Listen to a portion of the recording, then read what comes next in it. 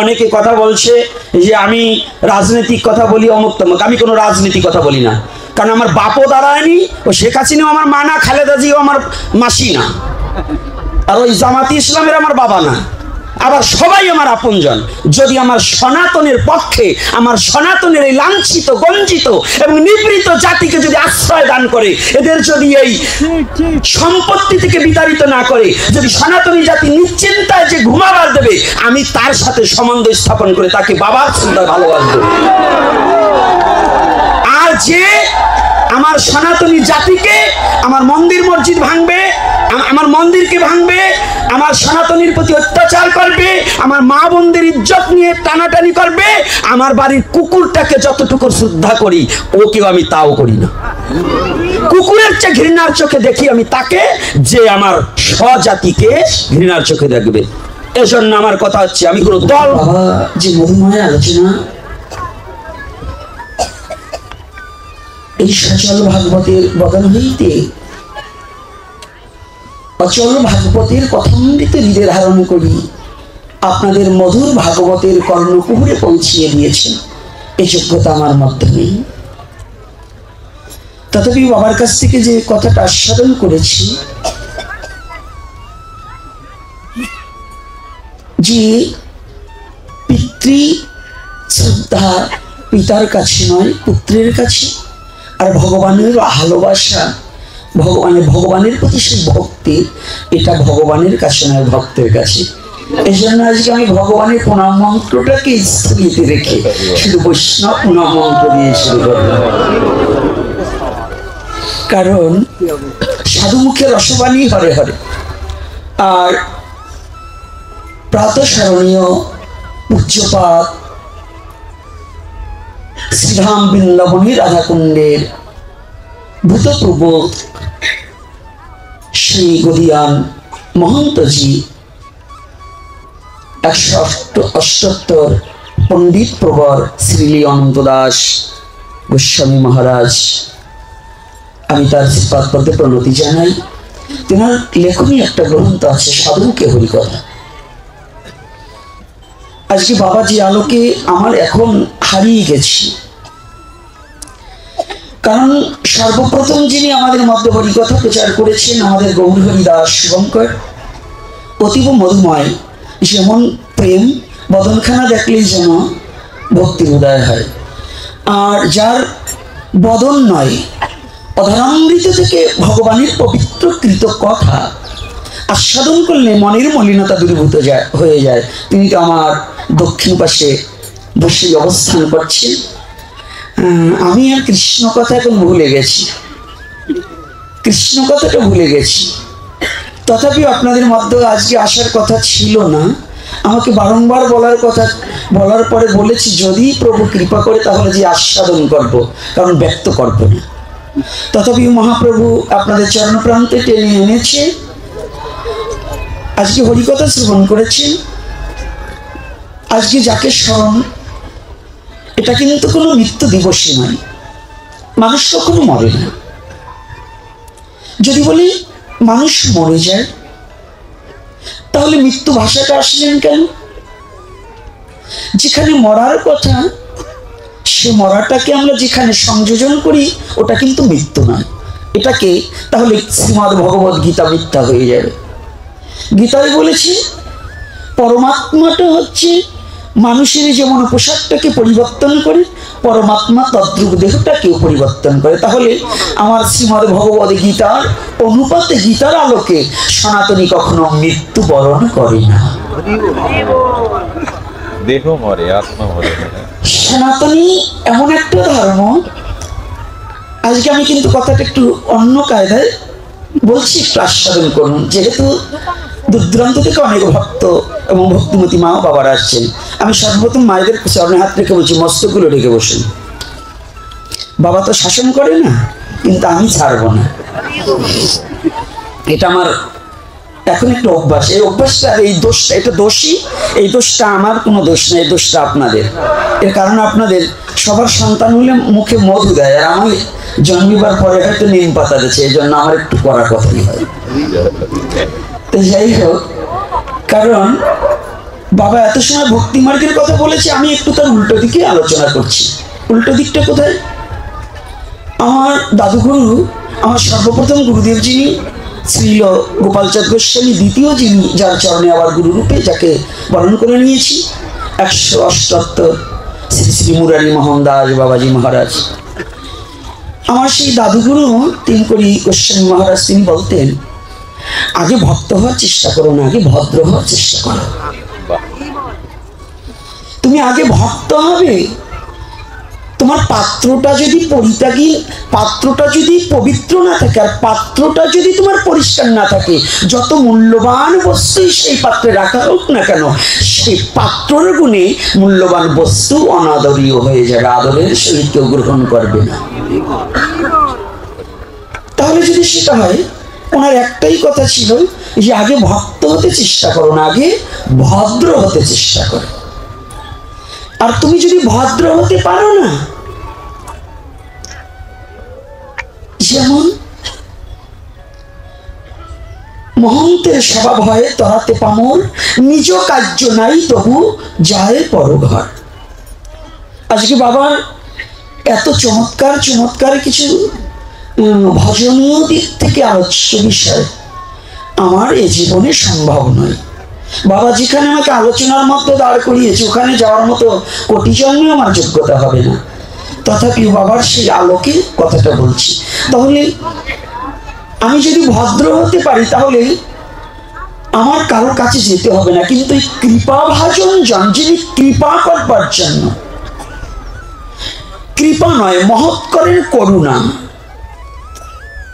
মহতের করুণা, আর কৃপা করেন কারণ যদি আমি কিছু করতে পারি, আমি কিছু করলে তার বিনিময়ে আমাকে যেটা দেবে সেটা হচ্ছে কৃপা। কিছু করলে কিছু পাওয়া, এটার নাম কৃপা। আর করুণা মানে অযাচিত ভাবে যদি এসে যদি দান করে যায়, অযাচিত ভাবে। তো ওই অযাচিত ভাবে পেতে হলে সে পাত্রটার তো প্রয়োজন, তা না হলে আমাকে কেন তিনি অযাচিত ভাবে দান করবেন? আমার মহাপ্রভু, আমার কি যোগ্যতা আছে? একটা জিনিস বাবা বারংবার বলেছেন যে সমর্পিত। যদি কোনো ভক্ত করে কৃষ্ণে আত্মসমর্পণ, কৃষ্ণ তাহে করে আত্মসম। সনাতন ধর্মের ভজনীয় ধারার এই একটাই পথ। এত কিছু তন্ত্রমন্ত্রে কখনো ভগবানকে পাওয়া যায় না। যাগ যজ্ঞ আদি হোম ব্রত করে ভগবানকে কোনো কালে কেউ কোনোদিন পায়নি। তাহলে ওটা কেন করছি? ওটা শুধু আমাদের সাত্বিক, রাজসিক, তামসিক তিন প্রকারে যে ভজন প্রণালী, এটা দেখানো এবং মানুষকে আড়ম্বরম করা, এগুলোই যাগযজ্ঞ আদি। আর নিষ্ঠায় নিষ্কিঞ্চন ভাবে অহৌতুকি প্রেম ভক্তি উপলব্ধি করতে হলে তন্ত্রে মন্ত্রে নয়, শুধু দুপুটা চোখের জল আর বদলে হানি তাই বহু বলে ডাকলে যে আনন্দ উপলব্ধি করা যায়, তা কাউকে দেখানো যায় না। সেটা শুধু হৃদয়ে অনুভব এবং অনুভূতির বিষয়, তা কাউকে দেখানো যায় না, কাউকে বোঝানো যায় না। ভজনের কথাটা কাউকে দেখানো যায় না, কাউকে বোঝানো যায় না। তাহলে কে বুঝতে পারে? আমি একটু অন্য আঙ্গিকে একটা কথা বলছি, ক্ষমা সুন্দর দৃষ্টিতে দেখবে। যদি বিশ্ব জগতে কোন একটা মা, একটা যুবতী নারী, তার বিবাহ হয়নি, তাকে যদি কোনো আমার মতো বাচাল প্রশ্ন করে, মাগো একটা সন্তান প্রসবের কেমন যন্ত্রণা, যে মেয়েটার বিবাহই হয়নি, বিয়ের ফিরিতেই বসেনি, তাকে যদি আমার মতো বাচাল প্রশ্ন করে, মা বলো একটা সন্তান প্রসবের কেমন যন্ত্রণা, সে কোনোদিনই যেমন বলতে পারে না। এ জগতে যতদিন পর্যন্ত আত্মসমর্পিত চিত্ত না হবে, ততদিন পর্যন্ত মরম দিয়ে অনুভূতির জগতে কখনো ভগবত ভক্তি উপলব্ধি করা সম্ভব নয়। অর্থাৎ যিনি ভজন করে তিনি একমাত্র এই কৃষ্ণ প্রেমটাকে, আস্বাদনের বিষয়টা বুঝতে পারে।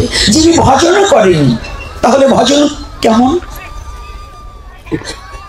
শুধু নিরামিষ খেলাম, তিলক পড়লাম, মালা নিয়েছি, আর এই শুধু গ্রন্থ পড়ে পড়ে বিশ্ব জগতে বলছি, এটা নয়। ভজন ভজন বহু প্রকার।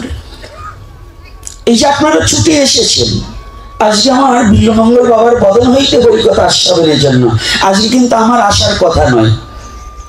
অনেকে হয়তো এখন কষ্ট পাচ্ছেন যে আসবার বলছি জামাই আইসে পুত্র চাই কেন চাই কোট পারে, কারণ আজকে হরিকথা বলার কথা ছিল আমার বাবার, কিন্তু সেখানে হরিকথা বাবা কৌশলেই হতভাগা দাসের প্রতি তুলে দিয়েছে। তাহলে অনেকের অন্তরে হয়তো ব্যথা থাকতে পারে, ক্ষমাসুন্দর দৃষ্টিতে দেখবেন, কারণ বাবার মতো এত মধুময় করে হরিকথা আমি বলার মতো যোগ্যতা এবং ধৃষ্টতা আমার কোনোটাই নেই। তবুও বলছি, এই আপনারা যে হরিকথা শ্রবণ করবার এই অনুগত প্রাণটাকে তৈরি করেছেন, এটাও একটা ভজন। জন্মিনা জন্মিল রতি শ্রী গুরু বৈষ্ণবের প্রতি, জন্ম জন্মান্তর বহুত জন্মের পুঞ্জিত ফলম হেন জন্মল ভয়তে। বহু বহু জন্ম অতিক্রম না হলে কোনোদিন কোনো সাধুগুরু বৈষ্ণবের বদন হইতে হরি কথার পিপাসা জাগ্রত হয় না। এক জন্মের স্বীকৃতিতে কখনো ভক্তের বদন হইতে হরি কথা শ্রবণের পিপাসা জাগ্রত হয় না।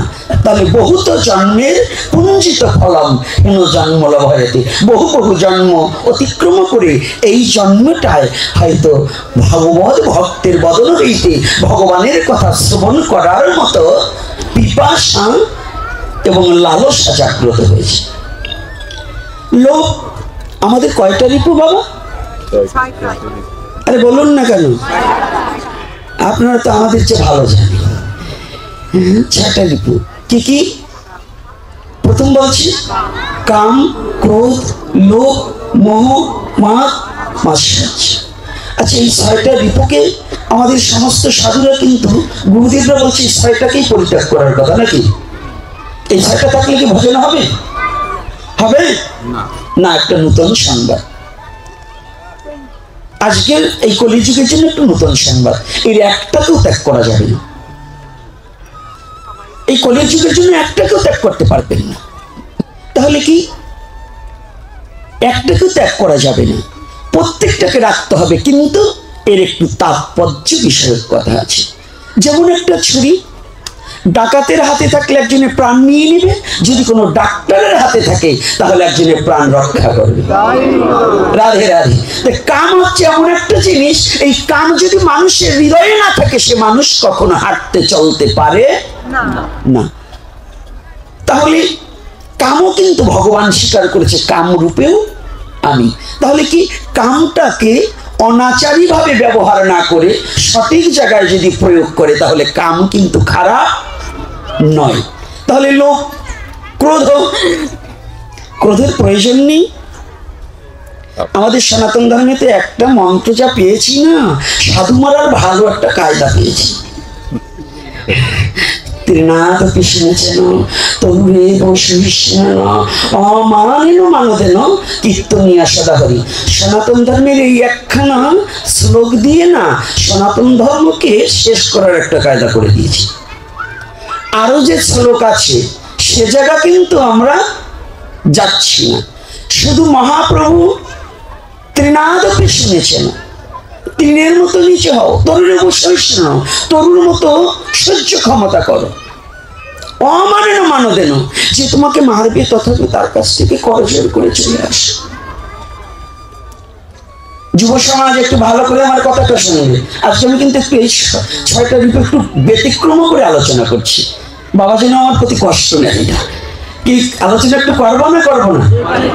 ক্ষুধা লাগছে নাকি? হ্যাঁ, আলোচনা একটু করবো। আরে আমি 2টোর সময় আসছি, তখনও দেখি ভক্ত আসে, ক্ষুধা লাগলো তো আজকে বাঁচিয়ে পেয়েছে, যারা পরে এসে তাকে পরে খেতে দেবো। কথাটা বুঝি? কারণ পিপাসিত চিত্তে খুঁজতে হয় খাবার, খাবার এক জায়গায় আছে, কিন্তু যার পিপাসাটা তার তো খুঁজে নিতে হবে। তা আপনারা ভক্ত, কখন বাবা আসবে তার আগে তো আপনাদের এসে পিপাসিত চিত্ত নিয়ে বসে থাকতে হবে। মাছ আসছে তারপরে ভেসাল পাততে হবে, এটা না তো। ভেসাল আগে পেতে রাখতে হবে, মা যখন আসবে তখনই ভেসালে ঢুকে যাবে।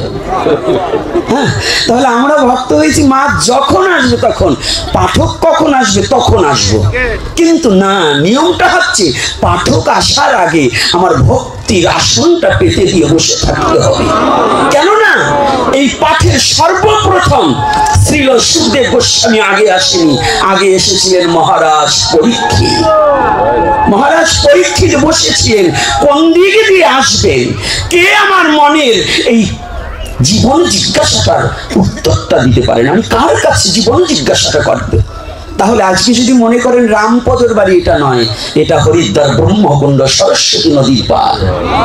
এখানে আপনার আসতে হলে একটা আশা নিয়ে আসতে হবে, পাঠক কখন আসবে এটা বিবেচনা নয়, বিবেচনাটা থাকতে হবে আমি গিয়ে আসনে পেতে বসে থাকবো, যেন আমার এই আসনে আমার সুখদেব গোস্বামী নিজেই যেন এসে হরিকথা আমার কর্ণকুহরে প্রবেশ করিয়ে দেয়। কিন্তু আমাদের মধ্যে এটা একটু খুব কম। তাহলে আজকে যেখানে যাচ্ছি একটু ভালো করে কথাটা একটু আস্বাদন করি। আমি আস্বাদন করাতে পারবো না, আমি আস্বাদন করব, কারণ আমার কি যোগ্যতা আছে যে আপনাদের কর্ণকুহরে হরি কথা ঢুকিয়ে দিই। তবে আমার যে কথাটা মহাপ্রভু কৃপা করে পাপিষ্ঠ মুখ দিয়ে বলাচ্ছে, এটা একটু করুণা করে একটু আস্বাদন করেন। এই আস্বাদনটা হচ্ছে, কে বলছে রিপু 6 জন, এরাই কৃষ্ণ ভজনের মূল মহাজন। কে বলছে রিপু 6 জন? যদি আমার রিপুই না থাকতো তাহলে আমি কোনোদিন কৃষ্ণ ভজন করতেম না। রিপু আছে বিধায়ী তো ওরা আমার বন্ধু বটে, কিন্তু ভুলে গিয়েছে সনাতনীজি লালাবাবু জগৎসের কথাটা। লালাবাবু তো বৃন্দাবনে যেতেই পারত, কিন্তু গুরুদেব কি করেছিল? কাকে নিয়ে যেতে বলেছিল? ভিক্ষার জন্য পাঠিয়েছেন জগৎ শেঠের বাড়ি। বলেছে তুমি একা নয়। যেদিন রামানন্দ স্বামীজি বলেছিলেন, জগৎ শেঠ এবং লালাবাবু যখন দণ্ডায়মান হয়েছিলেন সেদিন বলেছিল, কি রে লালা একে?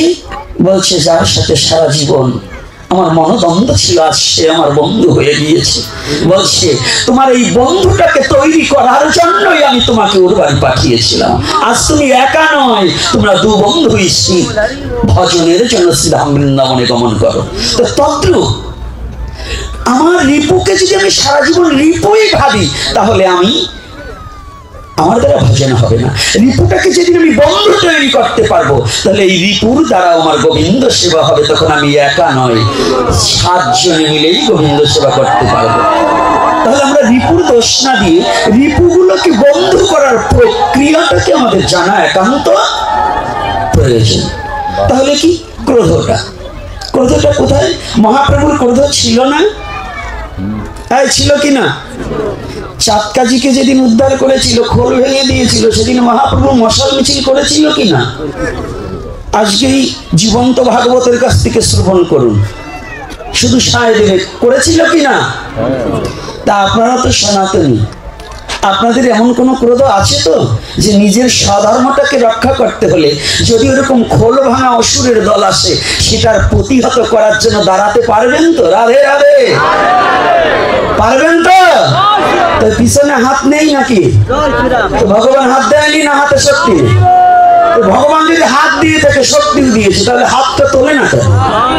হ্যাঁ, তাহলে কথাটা কোথায় বলছি? তাহলে মহাপ্রভুর ক্রোধ ছিল কোথায়? সনাতনী অর্জুনকে শিক্ষা দিয়েছিলেন ভগবান, যুদ্ধ করো। কেমন ভগবান? মানুষই বলে ভগবান হিংসা করবে কেন? আর এখানে অর্জুন বলছে ভগবান আমি যুদ্ধ করবো না, ধনুর্বাণ ফেলে দিলেন। আর অর্জুনকে পরামর্শ দিচ্ছে ভগবান তুমি যুদ্ধ করো, বলেছে কিনা?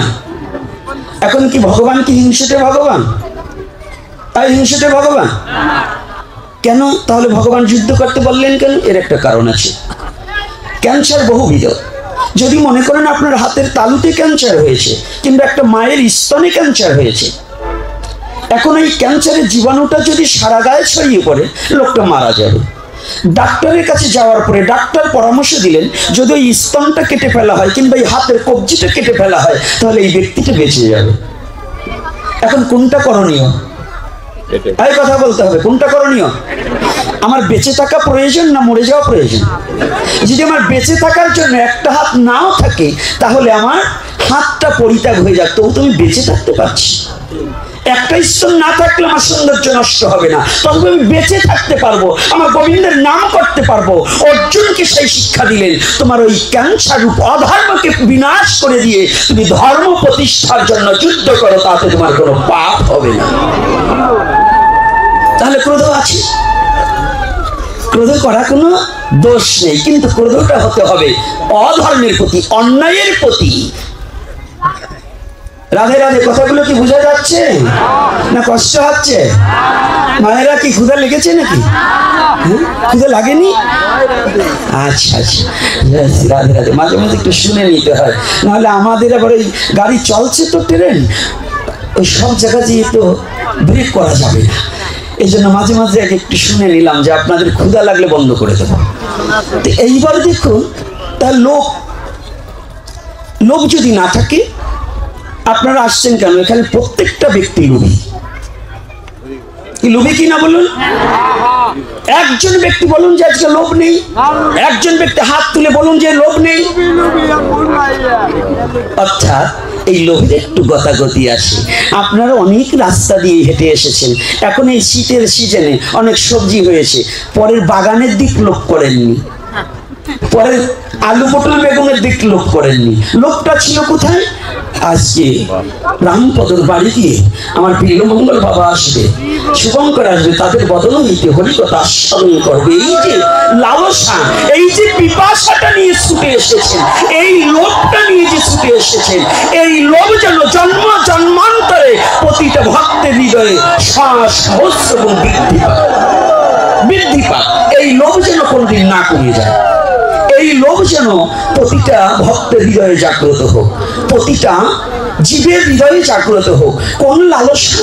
যে লোভ লালসাটা যেন সাধু গুরু চরণ সেবা, গুরু চরণ সেবা, বৈষ্ণবের চরণ সেবা, ভগবানের সেবা পূজার এই লালসা, এই লোভটা যেন প্রতিটা জীবের হৃদয়ে বেড়ে চলুক, যেন পরদ্রব্য সঞ্চয়িত আত্মসুখের জন্য, সঞ্চয় করার জন্য যেন লোভ এবং লালসা না যাবে।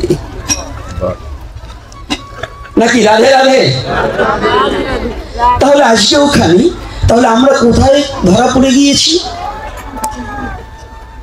10টা বাল্ব যদি ঘরের দিকে থাকে, এই 10টা বাল্ব যদি ঘরের দিকে থাকে, যত অন্ধকার হোক ঘরের মাঝে পরিষ্কার থাকবে, থাকবে কিনা?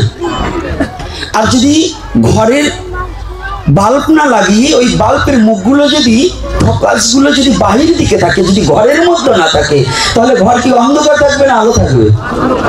হ্যাঁ, অন্ধকার থাকবে। তো আমাদের 10 ইন্দ্রিয় ষড়রিপু, এটা আমরা অন্তর্মুখী না করে বহির্মুখী করলেই আমাদের জীবনে বিপদ। আর যদি অন্তর্মুখী করি তাহলে কি দিব্য এই হৃদয় ঘরখানা পরিষ্কার হয়ে যাবে, তখন আমার হিংসা নিন্দা অহংকার সমস্ত পালিয়ে যাবে। বলো না গো রাধে রাধে। সব যখন পালিয়ে যাবে তখন ভগবানকে খুঁজতে হবে না। ভগবানকে খোঁজার মতো যোগ্যতা পৃথিবীর কোনো জীবের হয়নি। ভগবানকে খোঁজার মতো যোগ্যতা, এত বড় ধৃষ্টতা, এত বড় সাহস, এত বড় ভজনশীল ব্যক্তি পৃথিবীতে কোনো জন্ম হয়নি। ভগবানকে খুঁজবে, কারণ আমি ভগবানের কি সেবা পুজো জানি। আমার বলতে কি আছে যে আমি ভগবানকে দেব? আপনি বলুন তো, যে পুষ্পটা আজ ভগবানের চরণে দিয়েছেন, এই পুষ্পটা কার? বৃক্ষ যদি বলে আমার পুষ্প দিয়ে তুমি ভগবানকে পেতে চাও, তুমি তো লোভী, তুমি আমার প্রতি জোর করে চয়ন করে নিয়ে তুমি ভগবানকে দিয়েছো, ওটা তো আমার বস্তু। তুলসী যদি পত্রটা আপনি চয়ন করে এনেছেন, তুলসী যদি বলে ওটা তো আমার, তুমি কি দিয়েছো? তুমি ভগবানকে পেতে চাও? তোমার কি আছে? তুমি কি দিয়েছো? যে জলগুন্ডস দিয়েছ, গঙ্গা দেবী যদি বলে তুমি কাকে দিয়েছ, ওটা তো আমার। ভগবান বললেন যদি তোমার কোনো বস্তু থাকে সেই বস্তুটা দাও। শুদ্ধ ভক্ত বললেন, তাহা নয় প্রভু, তুমি যে কথাটা বলেছ সেটাও নয়। কেননা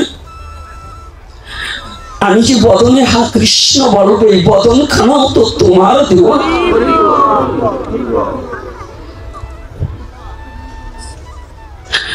আমার একটা বস্তু আছে, সে বস্তুটার কথা একটু পরে বলছি। তুমি যে নয়ন ভরে আমরা সমস্ত জীব জানি ভগবান মন তুলসী আর নয়নের জলে সন্তুষ্ট থাকে, এই নয়ন দুটো তো আমার গোবিন্দের দেওয়া। এই নয়ন দুটো কার? নয়ন দুটো আমার গোবিন্দের।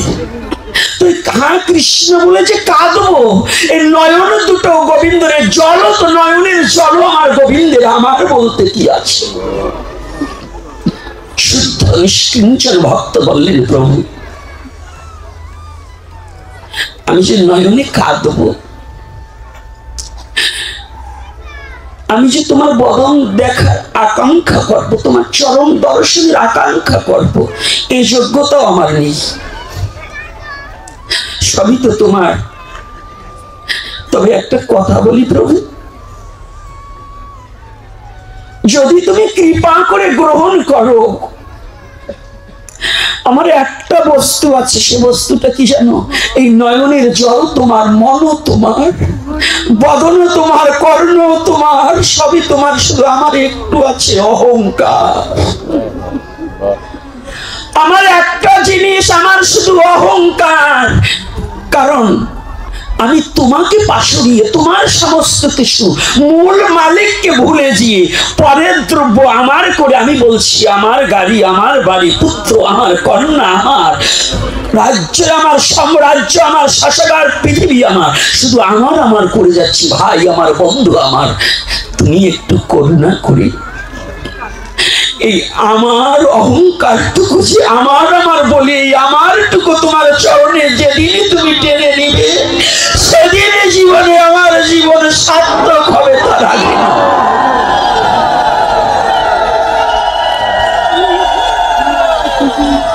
সেদিন আমার জীবনের সার্থক হবে, যেদিন আমার আমার জবে যাবে, তবে দেহ শুদ্ধ হবে। যতদিন আমার আছে ততদিন পর্যন্ত দেহ শুদ্ধ নয়। যেদিন আমার আমিত্ব তোমার স্বামিত্বতে মিশিয়ে দিতে পারবো, সেদিন হয়তো আমার তোমাকে পাওয়ার নয়, তোমার ভক্তকে ভালোবাসার বিন্দু মাত্র। সর্বঘটে বিরাজমান সে, কোনো ঘট নয় খালি, কোনো ঘটে প্রস্ফুটিত, কোনো ঘটে কলি। সবার মধ্যে আছে, কিন্তু সেদিন হয়তো কিছু প্রস্ফুটিত হতে পারে।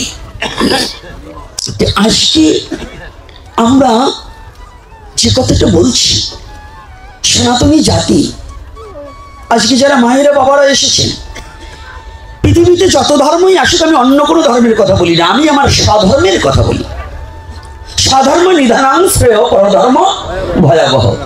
আমার স্বধর্মে এমন কিছু কমতি নেই, সনাতনে এমন পৃথিবীর মধ্যে এমন কোন বস্তু কম দিয়ে ভগবান সনাতনে পাঠায়নি আমাকে, যে বস্তুর জন্য অন্য কোনো জায়গায় ধার আনতে যেতে হবে।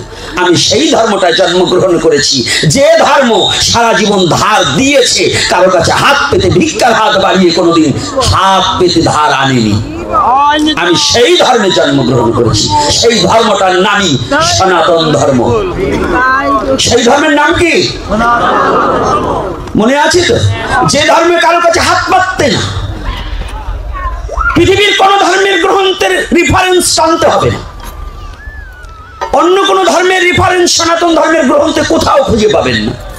আর যদি কোনো গ্রন্থে দেওয়া থাকে, বুঝবেন এই গ্রন্থ এই আমাদের মানব রচিত কোনো পণ্ডিতের, ওই যে মূর্খ পণ্ডিতদের কিছু কাজসাজি আছে। এটা কোনো ব্যাস কৃষ্ণ দ্বৈপায়ন বেদব্যাসের রচিত কোনো গ্রন্থ নয়, এবং আমার স্বরগোস্বামীর কোনো গ্রন্থ নয়, এটা জেনে রাখবেন।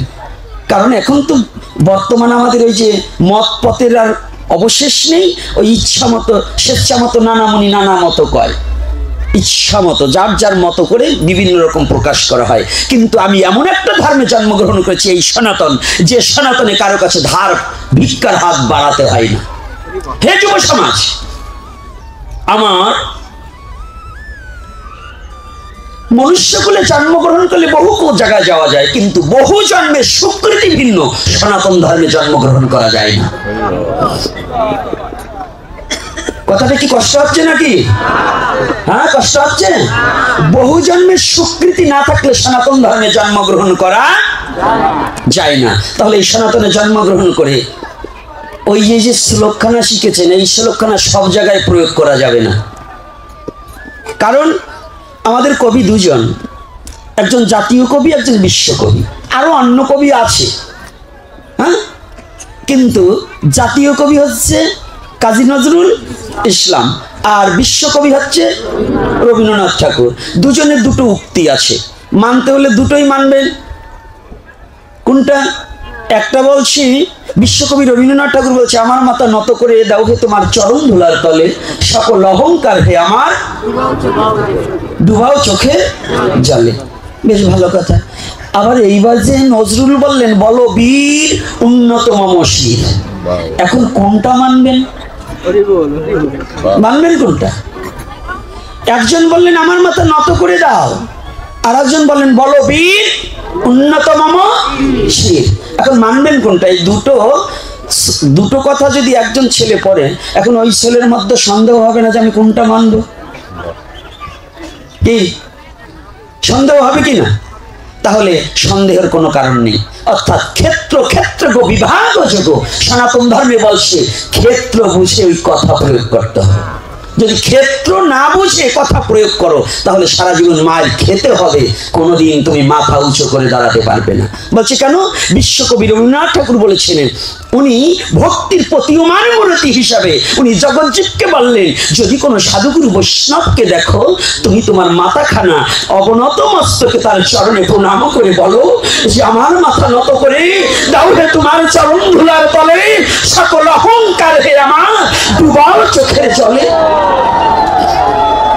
এটা একমাত্র গুণীজনের কাছে, সাধুজনের কাছে, বৈষ্ণবের কাছে, শ্রদ্ধাবানের কাছে তার চরণে মাথা নত করতে হবে। কিন্তু যখন আপনার অধার্মিক অসুর যখন আপনার ধর্মের প্রতি আঘাত করবে, তখন যদি আপনি মাথা নত করেন, তখন কিন্তু মাথা নিয়ে আর ঘরে ফিরতে পারবেন না, হরিবোল করে দেবে। দেবে কিনা? হরিবোল করে দেবে না? তাহলে ওখানে কি করছে? যাচ্ছে ওখানে বলছে বলো বীর উন্নত মম শির। তখন তুমি বীরের বেশে আমি যোদ্ধা হয়ে অধর্মকে বিনাশ করার নিমিত্তে, স্বধর্মকে প্রতিপালন করে, নিজের ধর্মকে ভালোবেসে স্বধর্মকে রক্ষা করার জন্য বীর সেজে সেখানে যুদ্ধ করতে হবে। সেখানে কখনো মাথা নত করা যাবে না। কি কষ্ট পাচ্ছে নাকি? হ্যাঁ, কেন? সাধু দেখলেই বলবেন সাধুদের রাগ না। কি একটা কায়দা পাইছে, উনি অকাম করবে আর সাধুরে পিটাতে পারবে না। ওই আমার মতো এই শয়তানের কাছে বলবেন, এটা বাবার কাছে বলবেন, আমার কাছে না। আমার কথা যখন যেমন তখন তেমন, এটাই স্বধর্ম প্রতিপালনের নিয়ম। না হলে ভগবান কৃষ্ণ কখনোই অর্জুনকে যুদ্ধ করার স্বীকৃতি দিত না। তাহলে কি দিয়েছে? সনাতন ধর্মে অভয় বাণীও আছে, খড়গ হাতে নিয়ে দাঁড়ানো আছে, আছে কি না? মা কালীর হাত কি সবগুলোই খড়গ হাতে? হ্যাঁ, কোনোটায় কি বরমুদ্রায় আছে না, আশীর্বাদ দান করছে না? আবার কোনোটার মুন্ডুমালা, মুন্ডু হাতে নিয়ে খড়গ নিয়ে দাঁড়িয়ে আছে কিনা? আছে কিনা? তাহলে কি এটার উদ্দেশ্য কি? বলছে শোনো, আমি বরদান তাকে করি, কাকে? যদি যে জাতির শক্তি নাই, সে জাতির ভক্তি নাই। কিসের এত ভক্তি? হ্যাঁ, যে গরু খেতে পারে না, খৈল ভুসি খেতে হজম করতে পারে না, যার হাড় বেরিয়ে গেছে, ও নাঙ্গল জমাল চাল টানতে পারবে?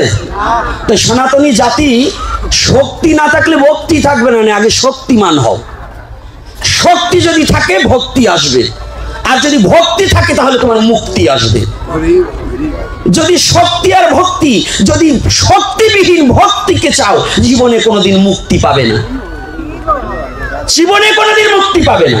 তাহলে শক্তি আর ভক্তি দুটোকেই যদি তুমি আয়ত্ত করতে পারো, শক্তি যেখানে প্রয়োগ করার দরকার শক্তিকে প্রয়োগ করবে, আর ভক্তিকে যেখানে প্রয়োগ করার দরকার তখন ভক্তি প্রয়োগ করবে। যদি এ দুটোকে পারো তবে তুমি সনাতনী, না হলে তুমি কাপুরুষ। আর কাপুরুষের সনাতন ধর্মে কোনো স্থান নাই। ওই আর মগা গরু নিয়ে কখনো কি হাল চাষ করছেন নাকি? হ্যাঁ, ওই শক্তিবিহীন গরু নিয়ে হাল চাষ করা যায় নাকি? তাহলে শক্তি কত প্রকার? খালি গায়ে শক্তি থাকলে হবে না, মনোশক্তিরও প্রয়োজন আছে, আছে কি না? তাহলে দুটো শক্তি প্রয়োগ। আমি কিন্তু একটু আগেই বলছি বাবা বলবে ভক্তির কথা, আমি কিন্তু একটু ঘুরিয়ে দিলাম, একটু ঘুরিয়ে দিয়েছি। তাহলে আজকে আপনাদেরকে যে কথাটা আমি বারংবার বলছি, এখনো বলছি, প্রত্যেকটা জায়গায় আমি কোনো দল মত নির্বিশেষে, অনেকে জানে, অনেকে কথা বলছে যে আমি রাজনৈতিক কথা বলি অমুক তমুক। আমি কোনো রাজনীতি কথা বলি না, কারণ আমার বাপও দাঁড়ায়নি, ও শেখ হাসিনাও আমার মা না, খালেদা জিও আমার মাসি না, আর ওই জামাতি ইসলামের আমার বাবা না, আবার সবাই আমার আপনজন। যদি আমার সনাতনের পক্ষে, আমার সনাতনের এই লাঞ্ছিত গঞ্জিত এবং নিবৃত জাতিকে যদি আশ্রয় দান করে, এদের যদি এই সম্পত্তি থেকে বিতাড়িত না করে, যদি সনাতনী জাতি নিশ্চিন্তায় যে ঘুমাবার দেবে, আমি তার সাথে সম্বন্ধ স্থাপন করে তাকে বাবার চিন্তায় ভালোবাসবো। আর যে আমার সনাতনী জাতিকে, আমার মন্দির মসজিদ ভাঙবে, আমার মন্দিরকে ভাঙবে, আমার সনাতনীর প্রতি অত্যাচার করবে, আমার মা বোনদের ইজ্জত নিয়ে টানাটানি করবে, আমার বাড়ির কুকুরটাকে যতটুকু শ্রদ্ধা করি ওকেও আমি তাও করি না। কুকুরের চেয়ে ঘৃণার চোখে দেখি আমি তাকে, যে আমার স্বজাতিকে ঘৃণার চোখে দেখবে। এজন্য আমার কথা হচ্ছে, আমি কোনো দল মত কথা বলছি না। আপনারা সনাতনী যারা আছেন, আপনাদের একটা কথা জেনে রাখতে হবে, কেউ কোনো গ্রামে, এখন হচ্ছে 1 মিনিট আমি দুটো কথা বলেই আমি বিশ্রাম দেব, যে কোনো গ্রামে যদি কোনো সনাতনীদের মধ্যে কোনো দ্বিধা দ্বন্দ্ব থাকে, বর্ণ বিভেদ থাকে, কোনো বর্ণাবর্ণী থাকে, এগুলোকে ভুলে গিয়ে সবাই এক হতে হবে। সবাই একতা হয়ে সমস্ত মনের হিংসাকে দূরীভূত করে দিয়ে ভজনের একটাই হচ্ছে অহিংসা পরম ধর্ম। তাই নিজের জাতির প্রতি যদি তোমার হিংসা থাকে, তাহলে তুমি ধার্মিক কোনোদিন হতে পারবে না। এজন্য আমি আশা রাখি, চরণে হাত রেখে বলবো, সময় আর বেশি নেই, আজকে আমাদের সময় চলে গেছে। তারপরে বাবা যতটুকু দিচ্ছে একটু বাড়তি বলছি, আমি অনেক বাচাল মানুষ তো, তাই বেশি কথা বলছি। তবু আমি জানিয়ে দিতে চাই, আপনার প্রতিটা গ্রামের সমস্ত সনাতনী দল মত নির্বিশেষে যে যেভাবে ভজন করুক, ওটা আমি দেখবো না। বহু মত বহু পথ, হিন্দু স্বার্থে একমত। কথাটা বোঝা গেছে? বহু মত বহু পথ, সনাতনের স্বার্থে একমত। আমরা সবাই সনাতনী। আপনারা সকলে আমার আলোচনায় যদি ব্যথা পেয়ে থাকেন, নিজের সন্তান রূপে ক্ষমা সুন্দর দৃষ্টিতে দেখবেন। আর সকলে যারা এসেছেন, প্রসাদের ব্যবস্থা আছে, প্রসাদ না পেয়ে কেউ যাবেন না। আর কৃপা পূর্বক আজকে যে বাড়িতে এসেছি, প্রার্থনা বাবা করেছে, আজকে সেই স্মরণ সভা রামপদের বাবা এগুলোক থেকে এবং মা পরলোকে গমন করিয়াছে, তাহাদের